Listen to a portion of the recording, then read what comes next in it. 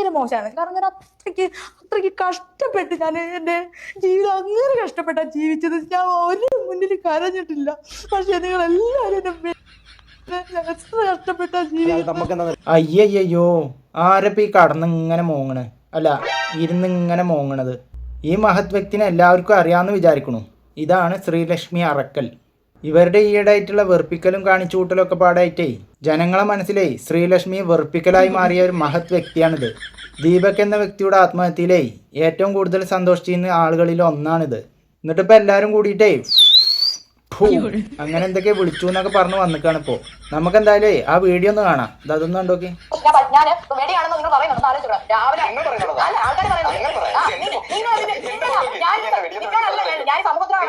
ഞാൻ 5 മണിക്ക് രാവിലെ എണീറ്റ് കുളിച്ച് ട്യൂഷന് പോയി. അവിടുന്ന് നേരെ ബി.എഡ് കോളേജിൽ പോയി പഠിച്ച് അവിടുന്ന് വീട്ടിൽ വരാതെ രാത്രി പിന്നെ അടുത്ത ട്യൂഷൻ പോയി എടുത്ത് രാത്രി 8 മണിക്ക് വന്നിട്ട് വീണ്ടും ബി.എഡിന്റെ എല്ലാ വർക്കും എടുത്ത് അങ്ങനെ ജോലി ചെയ്ത് ജീവിച്ച ഒരാളെ നിങ്ങൾ വേണ്ടി പറയുന്നത് സീരിയസ് ആയിട്ട് ഭയങ്കര മോശമാണ്. കാരണം ഞാൻ അത്രയ്ക്ക് കഷ്ടപ്പെട്ട് ഞാൻ എൻ്റെ ജീവിതം അങ്ങനെ കഷ്ടപ്പെട്ടാ ജീവിച്ചത്. ഞാൻ ഒരു മുന്നിൽ കരഞ്ഞിട്ടില്ല.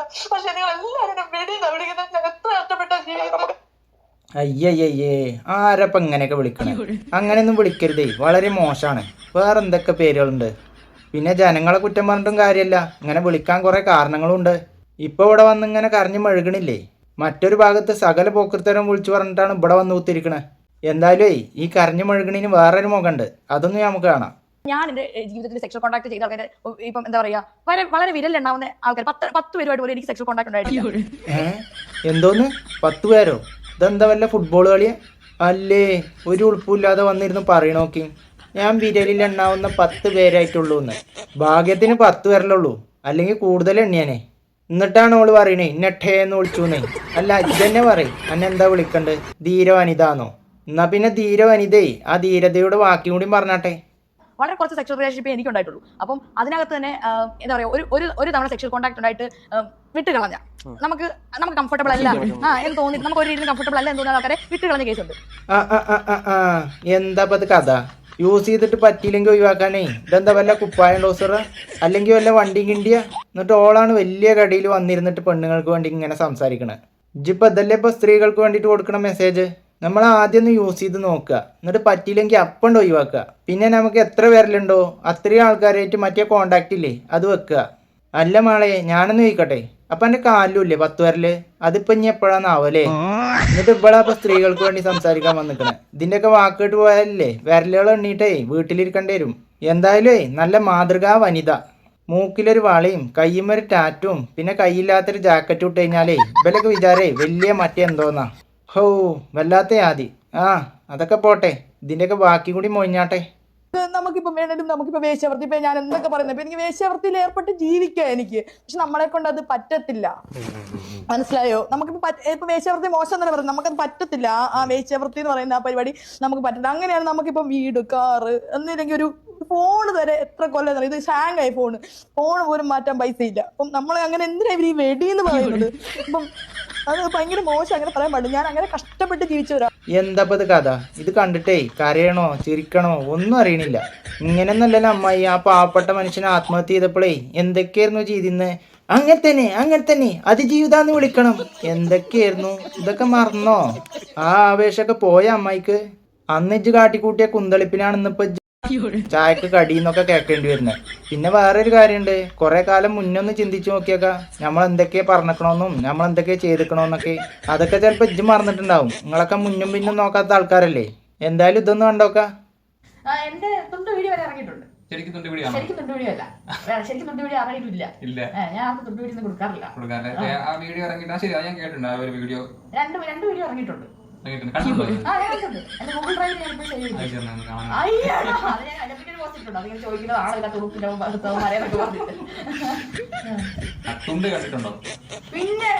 എപ്പോഴും കാണും. അവനറിയാവോ കാണുന്ന കാര്യം?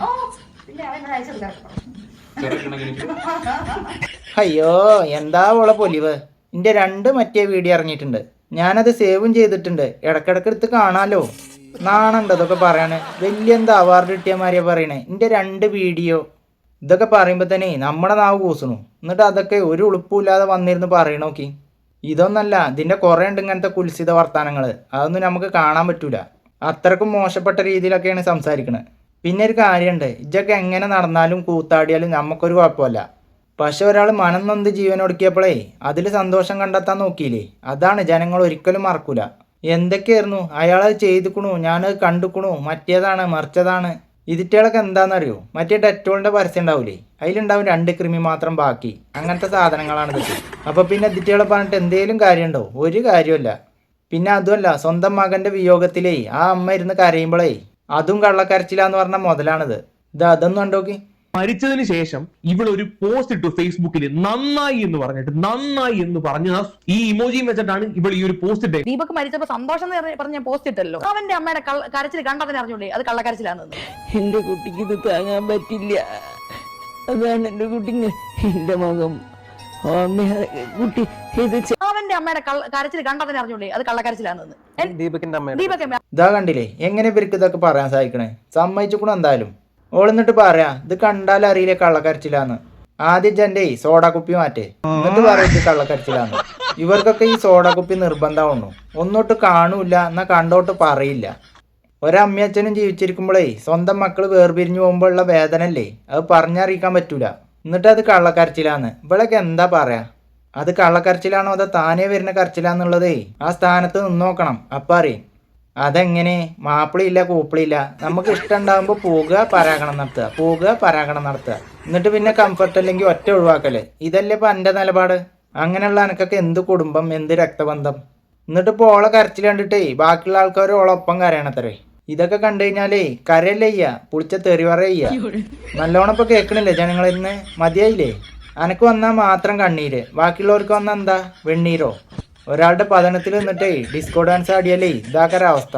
അതുകൊണ്ട് ഇനിയെങ്കിലേ ആ മൂക്കയറൊക്കെ നയിച്ചു വെച്ചിട്ടേ മനുഷ്യന്മാരെമാരി ജീവിച്ചാൽ നോക്കി. ഇത് എവിടെയെങ്കിലും ഒരാൾ വീണ് കിടക്കുകയാണെങ്കിലേ അപ്പോൾ ഓടി വരും, ഓനാണ് കുറ്റക്കാരൻ, ഓനെന്നെ ഇത് ചെയ്തിക്കണേ, ഓനെന്നെ ഇതിന് പൂർണ്ണ ഉത്തരവാദി, മര്യാദക്ക് പൊയ്ക്കോളി വിടുന്നു. ഈ ലോകത്തെ എല്ലാത്തിലും ഉണ്ട് നല്ലതും കെട്ടതും. അത് ആണിലും ഉണ്ട് പെണ്ണിലും ഉണ്ട്. ആര് തെറ്റ് ചെയ്താലേ അത് തിരിച്ചറിഞ്ഞ് പ്രതികരിക്കാനേ ഇന്നുള്ള കാലത്ത് ജനങ്ങൾക്ക് എല്ലാവർക്കും അറിയാം. എന്നിട്ട് അതിൻ്റെയൊക്കെ ഇടയ്ക്ക് ഇങ്ങനത്തെ കുറേ മൂക്കയറിട്ട ആൾക്കാർ ഇടിച്ചാണ്ട് കയറും. എന്നിട്ട് ആ പ്രശ്നം മൊത്തം ഏറ്റെടുക്കും. സ്വന്തം ജീവിതത്തിലാണെങ്കിലോ ഇത്രയും വൃത്തിയായിട്ട് ജീവിക്കണ വേറെ ആൾക്കാരുണ്ടാവില്ല. അതുകൊണ്ട് ഇങ്ങനത്തെ മൂക്കയറിട്ട അമ്മായിമാരെ നിങ്ങളൊന്ന് ഒതുങ്ങി. അപ്പം ആരും നിങ്ങളെ തെറി വിളിക്കാനോ പടക്കെന്ന് വിളിക്കാനോ ആരും ഒന്നിനും വരില്ല. അതാണ് നിങ്ങൾ ആദ്യം മനസ്സിലാക്കേണ്ടത്. അല്ലാതെ എല്ലാവരും പോയിട്ട് തലയിട്ടിട്ടേ ജനങ്ങൾ മറ്റേ പറഞ്ഞു മറിച്ചോ പറഞ്ഞു എന്നൊന്നും പറഞ്ഞിട്ട് ഒരു കാര്യമല്ല. പഴയ മാര്യമൊന്നല്ല, നല്ലതേതാ കെട്ടതേതാന്നൊക്കെ തിരിച്ചറിയാനുള്ള ബോധ്യം ഇപ്പം ജനങ്ങൾക്കുണ്ട്. അതുകൊണ്ട് മുണ്ടാതെ ഒരു അരുവ് കൂടെ പോണതാണ് നിങ്ങൾക്കൊക്കെ നല്ലത്. ആരോട് പറയാൻ, ഇവരത്തൊക്കെ പറഞ്ഞിട്ട് എന്താ കാര്യമല്ലേ? പിന്നെ എന്താണെന്നറിയോ, നമ്മളൊരു സമാധാനത്തിന് 2 വാക്ക് പറയാമെന്ന് മാത്രം. അപ്പം എന്തായാലും മറ്റൊരു നല്ലൊരു വീഡിയോയുമായി വരുന്നവരെ എല്ലാവർക്കും ടാറ്റ ബൈ ബൈ.